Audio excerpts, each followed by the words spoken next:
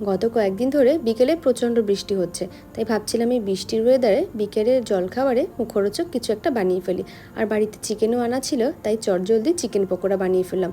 এই পকোড়া বানাতেও বেশি সময় লাগে না, আর খেতেও কিন্তু অনেক মজার। হাতে যদি সময় থাকে কিছুক্ষণ ম্যারিনেট করে রাখা যায়, কিন্তু আমি একদম খুব তাড়াতাড়ি করে বানিয়ে ফেলেছি। গাছ থেকে কয়েকটা পুদিনা পাতা এনে কুচি করে নিয়েছি।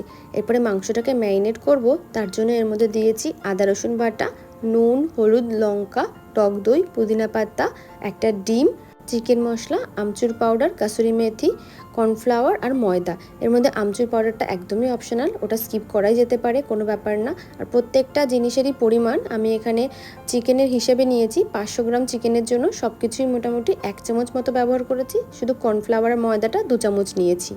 এরপরে এটাকে 5 মিনিট মতো ঢেকে রেখেছিলাম, তারপরে গরম তেলে এটাকে ভেজে নিচ্ছি। প্রথমে চেক করে নিলাম যে তেলটা গরম হয়েছে কি না, তারপরে একে একে পকোড়াগুলোকে দিয়ে মিডিয়াম টু লো ফ্লেমে ভেজে নিচ্ছি।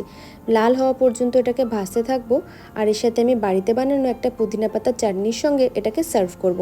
পুদিনা পাতার চাটনির রেসিপিটা আমি অলরেডি পেজে শেয়ার করেছি, তোমরা চাইলে দেখে নিতে পারো, আমি কমেন্ট বক্সে লিঙ্কটা দিয়ে দেবো। পকোড়া তো আমরা সবাই বানাই, এভাবে একবার বানিয়ে দেখো কেমন হয়। যেমন ক্রাঞ্চি তেমন জুসি। নিমন্ত্রণ বাড়ি পকোড়া থেকে কিন্তু কোনো অংশে কম না। আর ভিডিওটা তোমাদের কেমন লাগলো অবশ্যই কমেন্টে জানিও।